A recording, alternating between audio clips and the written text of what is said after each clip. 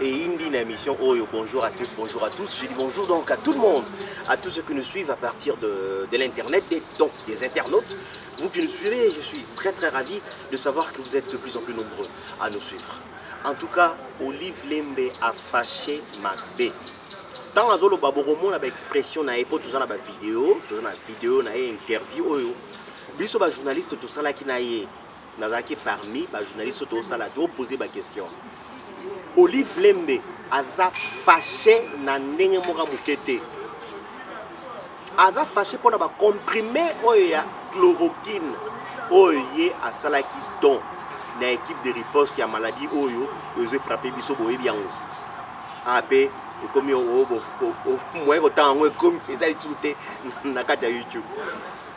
Donc la maladie oyo frappé mokili mobimba oyo comme na Kinshasa boye biango.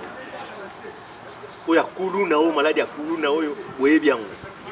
Donc Olive Lembe a tomboki mabe mais maîtrise kaka talaka di ko sa télévision azoko se maîtriser atanga ko banzambe a se maîtriser talaka kazo maseseka na masese bolanda e. Mais avant bolanda il faut la expliquer na bon kinwa linga ba expliquer likamnenge ezali. RDC zalaki kaka na 8 comprimés ya pamba ya oyo babengi chloroquine. 8 comprimés ya pamba. Chloroquine wana ezalaki na moté. Ezalaki te. Problème ko sakana te. Boyebi ba problème mbo réseau traverser na biso na minute ba problème RDC zo traverser boyebi. Équipe de riposte ezalaki na problème pour ba soigner ba tout ba premier cas. Donc les 20 premiers cas, na début les 20 premiers cas ezalaki difficile. Lelo na ba comptabilité ba PC to komi na 207 cas. Na minute na zoloba tant sous bolande émission 2 jours après ou 3 jours après, peut-être que nombre est comata parce que nombre zomata chaque jour. To komi na 207 cas ya maladie oyo boyebi. 207. Basi Gombe ba confiné Gombe. Et là, il fallait passer la route banda kala confinement à Gombe. Banda kala donc va déclarer que ba cas est ultiming na Gombe. Ba institution à Gombe, ba ministère à Gombe. Pourri na maladie wana. Infecté, fallait ba kangangu banda kala. Na Kinshasa, ba nyos na Kinshasa ba yibi que maladie wana uti pa ba tu o ba voyagera mingi. Donc ba tu ba na mambongo. Maladie ba konzi. Na Kinshasa ba benga ngo maladie ba konzi. Nande tolo ba batu bele ba ondima te que malade on est koti pendant na kina malgré ba point de presse il y a docteur Mouyembe chaque soir ba ondima rate malgré ba confiné Gombe ba ondima rate ba ba malade on est malade ba konzi ba to ba voyageur mi ba ondi ba yana aw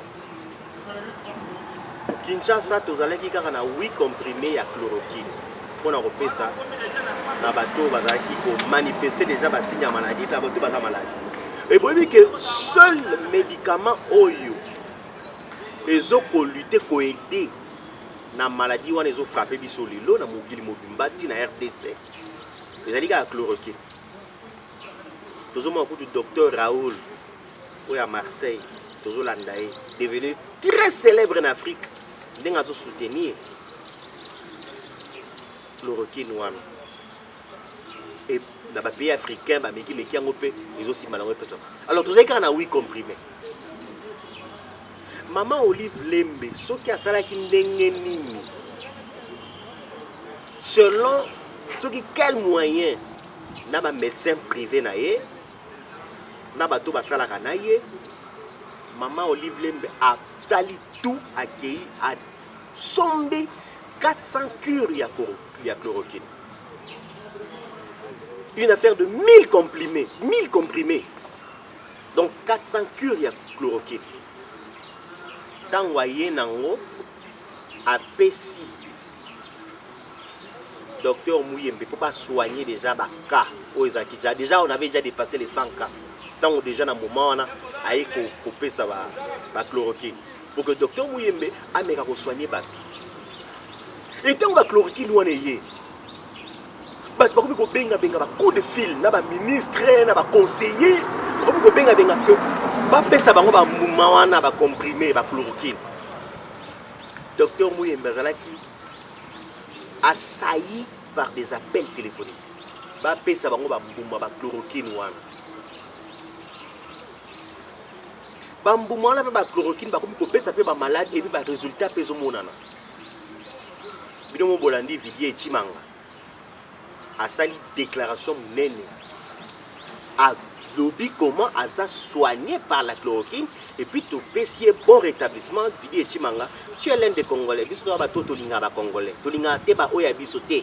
Biso tolinga tous les Congolais. O bazana poto, bazana Londres, bazana France, bazana Belgique, tous les Congolais. Oza la mutozana UNC, oza mutozana FCC, oza mutozana na cash. Biso tolinga ba Congolais nyonso. Jamais Congolais a souhaité muninga Congolais kufa. Wana komi ndoki. Ngala wana azana ndoki te. Tolinga ba Congolais tout. Na ministre économie, na Congolais font la ligne. Donc ba comprimé o ba pesi. Premier lot, ma pesi comprimé, il y a chloroquine. Et ben, il ça qui va maladie, va vivre, va maladie, va se rétablir. Et ça a beaucoup aidé. On y vit et chimanga mort le chloroquine, n'est-ce pas qui ko soukure na chloroquine et puis santé nae et ben il se rétablir. Donc maman Olive a pesi 400 cures à chloroquine. Il y a chloroquine, donc 1000 comprimés. Mais te comprendre des documents comme circuler na net, biso se kamusi biso nanga kamwe document ne zolo banini document ne bandi zolo baboy ambassadeur ya Haïti na RDC a sengi laboratoire congolais na RDC awa ba tester qualité à la chloroquine on ba yeba tuke za solo to za mabe. Il paraît que laboratoire on a pu tester balobi que chloroquine oyo maman Olive a pesa qui est mabe. Ah, document est circulé dans les réseaux sociaux. Bison to tanyango to zana to tangi to tangi. To mais c'est pas bon, c'est pas possible. Mutu akaba 400 cures ya chloroquine. Ce que ça mabe. Au lieu que batba bika na maladie zo décimé ba mboka lokwa ba Italie, ba Espagne, lelo ba États-Unis. Et ça la source ya mabe mais et aussi ça ba congolais. Biso déjà tout ça ba problème na biso epelé. Kolia passe, mai passe, courant passe, nyonso passe. Tout mais la sous ba comprimé aux ya mabe. Il fallait que maman Olive appelle sa réponse. En face à maman Olive, te poser ma question. Mais maman, mais yo le biba comprimé wana au pesa qui on est malade. Ndengani bat bazol beza mabe. Tous na vidéo maman Olive a ça la déclaration. Mais le gozo kamisa biso na banquête to sali. Bateau baza soigné, baza ka soigné na même comprimé on a parce que RDC nano ezwaki d'autres comprimés à part kaka 400 cures wana au maman Olive atindaki. Sikoyo na minute onde Belgique na bamboka muso bapaya bakomi siko ko aider RDC, balingi siko ba aider RDC. Na ba respirateur, na ba chloroquine maintenant. Mais na moment wana tozaki na 8 comprimés à chloroquine à pamba. Soko totangi ba respirateur eza na Congo.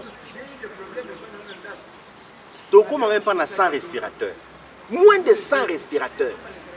Et comment qui mutu so azobela batie na respirateur? Malade mususu aye ba longoli aza na respirateur ba pesi mususu batie na mutu mususu. Liboso Marie Olive Lembe te poser une question. To lobi mais ba comprimé wana ba lobi keza mabe. Yo lobi nini réponse na yo pesi nini. Sans commentaire, sans te côté la qui que ce soit. Te poser ma question. Aucune réponse y a Marie Olive Lembe. Alobi na balissé c'est trop. Alobi na balissé c'est trop. À côté de la sagesse. À côté de la sagesse. Je ne vous en dis pas plus. Bolandaye réponse au tout pessier. N'engazo répondre. Satana existe.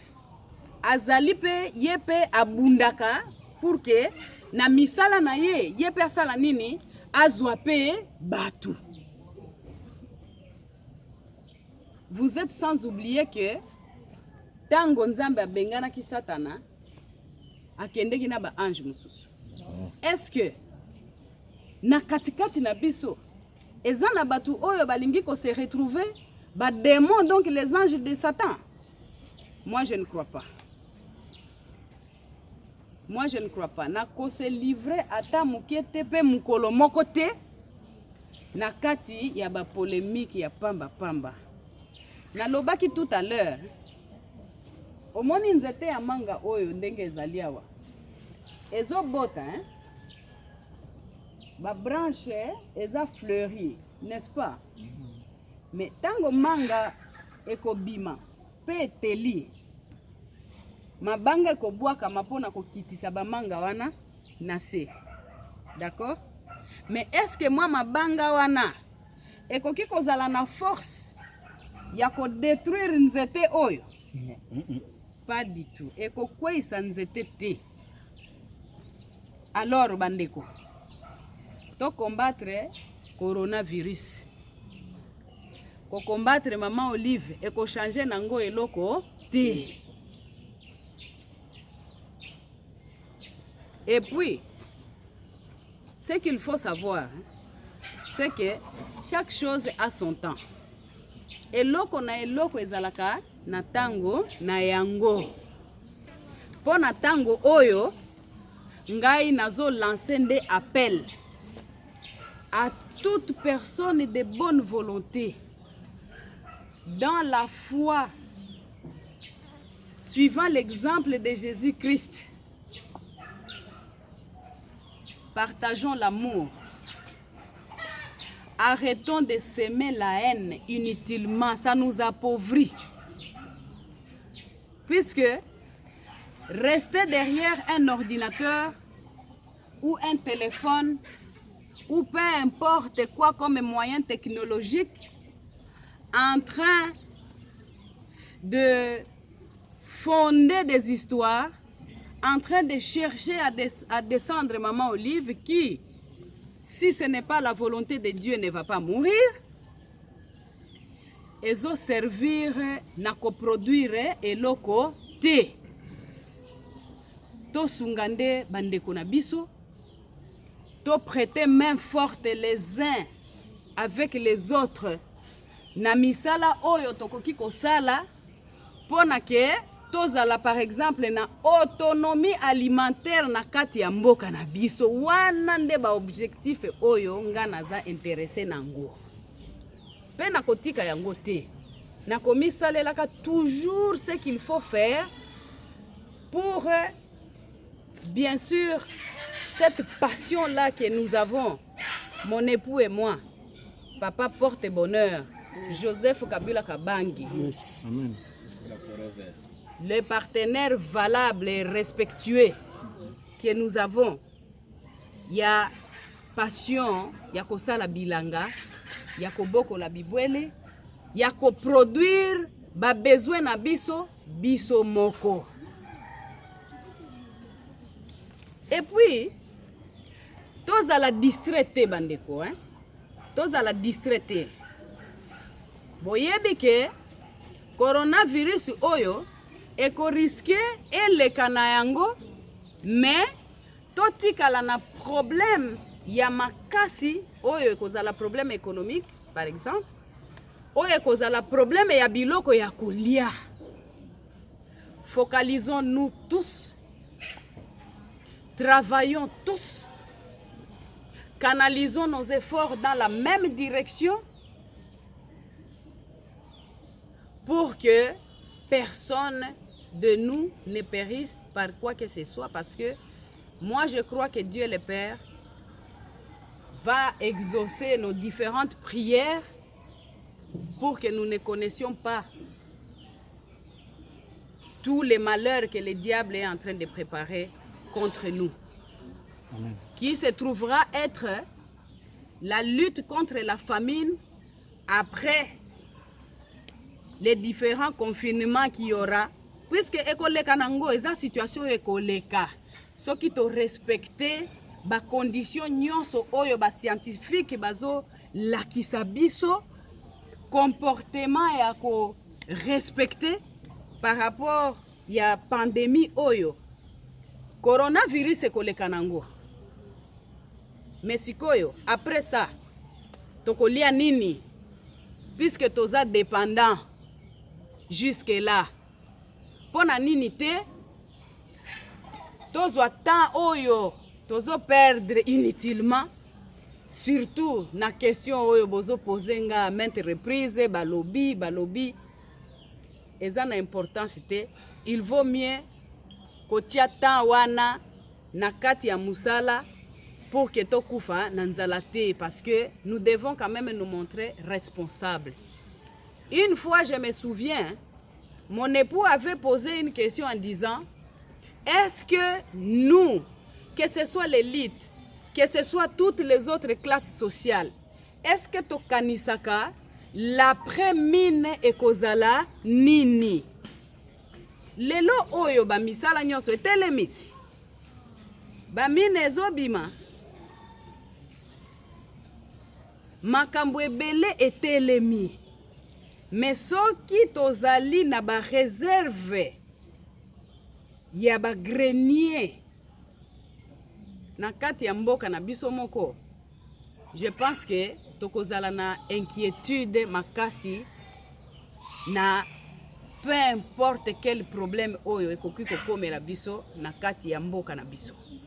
Alors s'il vous plaît, à tous mes frères congolais, à toutes mes sœurs congolaises, à toutes les personnes qui choisissent notre patrie comme leur seconde patrie, s'il vous plaît, travaillons main dans la main, combattons le coronavirus, le Covid-19, et travaillons pour que dans l'avenir, nous devenions au moins beaucoup plus autonomes dans les domaines du moins celui-là de l'alimentation, mais aussi de tous les autres domaines. Devenons des inventeurs de machines, devenons des inventeurs de tout ce dont nous avons besoin pour transformer notre richesse potentielle en richesse réelle, de façon à ce que nous en profitions pleinement.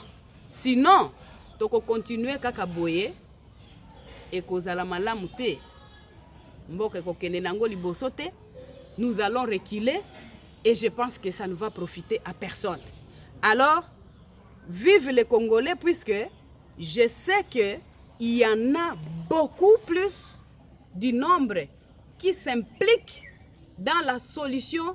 Il y a le bien-être collectif, il y a biso nyonso, pour que notre pays, un jour, arrive à l'échelle de ce qu'il mérite par rapport à tout ce qu'il possède.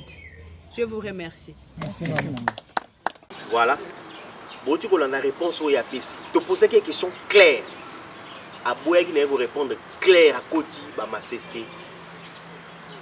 À Tangi, bah verset biblique, à Tangi Nzambe, à l'obi manga, donc zeta manga, so mubaki mabanga na zeta manga, manga yokoya menzete et tire la yokoya te bino mo bolande.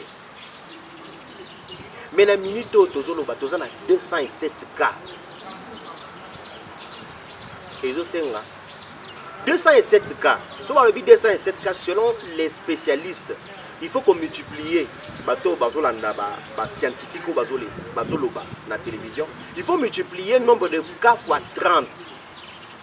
Pour na kozala na une idée, il y a projection et puis kozwa ba bengi ba précaution. 207 sont multipliés par 30 et ça plus de 6000. Donc ça veut dire qu'il y a potentiellement toujours souhaité. Pour les bibes d'internet, bien. Bon, ma finga, koloba, le bibo souhaité, tout ce toi va congolais. On dit jamais, même nena loba, on peut en danger. Bisson est en danger. Surtout bissoir la Kinshasa a toujours semblé que et comme là-bas niveau où comme là-bas Italie, là-bas Espagne. Mais ceux qui dans le but 207 cas, comme c'est déclaré l'élo, 207 cas, il faut qu'on multiplie en fois 30 selon les spécialistes pour avoir une projection. Fois 30, ça fait plus de 6000. Ta machine, ça fait plus de 6000. Plus de 6000. Je n'ai pas dit 6000, mais plus de 6000. Potentiellement, bakoki kozala na yango selon un rapport contact. Et puis, tu as un problème avec le respirateur. Tu as un problème avec la structure d'accueil. Ba structure d'accueil tous en anglais le ba hôpitaux à Italie. Ils ont encore hôpitaux à Espagne. Ils ont le ba hôpitaux aux États-Unis na ba Chine. Qui veut faire la prise en charge de ma malade. On a un autre problème là, Kinshasa. Bah confiner Gombe, c'est vrai. Mais binomo boloka ki batu ba kimi Gombe. Bah annoncer confinement 3-4 jours avant. Mais batu ba kimi Gombe. O wazana bandeko na bango ba fanda na ba masina ba ke masina ba musu ba ke kitambo, ba musu ba ke na ba commune, ba kimi. Ba bi ba todé ba kino ba dénoncer certains.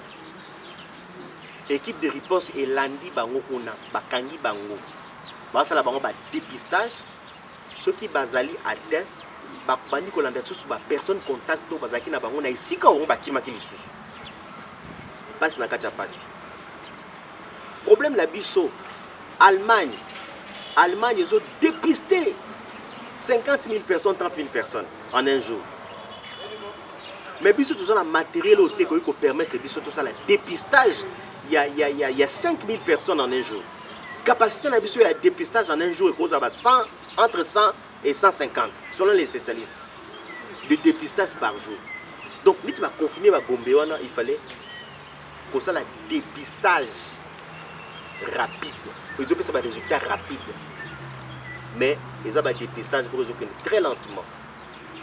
Pour que na Kitambo, l'une des communes où ils ont très touché, ça peut Kitambo. Donc, commune à Kinshasa, commune à Kitambo, Gombe, Bandal. Parmi les communes, ils ont touché. Pour ça, le dépistage, c'est-à-dire que passer de maison à maison, de quartier à quartier, de maison à maison, pour ça, le dépistage, pour tester la température, pour tester la température, mais si on a des gens dans ne se déclarer. Température nous est normale en dessous de 36 ou 36,5. Et comment j'arrive à 40, à 45. Donc il faut trop dépister malade on a pour nous maladie. Pour tous la capacité nombre de cas il y a maladie aux Okinaga ils ont mataka c'est komata. Ils ont mataka c'est komata. Un mois après, Italie a 200 et quelques cas. Un mois après, tant malade de Kotaki. Un mois après, la France avait 100 et quelques cas. Nous sommes malades de Kotaki le 9 mars 2020. Donc, le 9 avril, donc combien de gens ont 200? Donc, le 9 avril. L'autre, le 40e, l'autre, entre le 10 et le 11. Donc, toujours malade des omata. Malade des omata. Donc, il y a 200 cas. Un mois après. Donc, si on a une tendance à évolution la biso. La tendance à évolution, il y a malade dans Bamboka à Poto. Et ça, à peu près, na début, attention. Dans le but est que, Bozwaka y a les lobos comparés à l'Italie. Non. Total, un mois après, l'Italie a combien de cas? Plus un mois après, tous on a combien de cas? Un mois après, l'Italie a 200 et quelques cas. Plus un mois après, tous on a 207 cas. Nous avons tout ça. Tant que ça, les comparaisons, c'est pas que trop c'est pas que tous souhaité, c'est que tous à la prudence, tous à la précaution, il y a précaution, il y a distanciation sociale, il faut ça là. Nous tous sur le nanaya plus d'un mètre. Un mètre coûte plus d'un mètre. Pour nous avoir précaution. Émission Nabiso, les alliés actualité du jour. Merci beaucoup de nous avoir suivis. Moi c'est Adam Chemissi. La petite beauté, c'est que vous avez un encouragement. La petite beauté, nous allons continuer à suivre l'actualité. Ce qui est bon, c'est que nous allons les embellir, nous allons les embellir. Natala Mboka, on est commis là, maladie, donc précaution, peut combien vous avez belé. Donc, nous allons abattre la bino, abattre la pétition.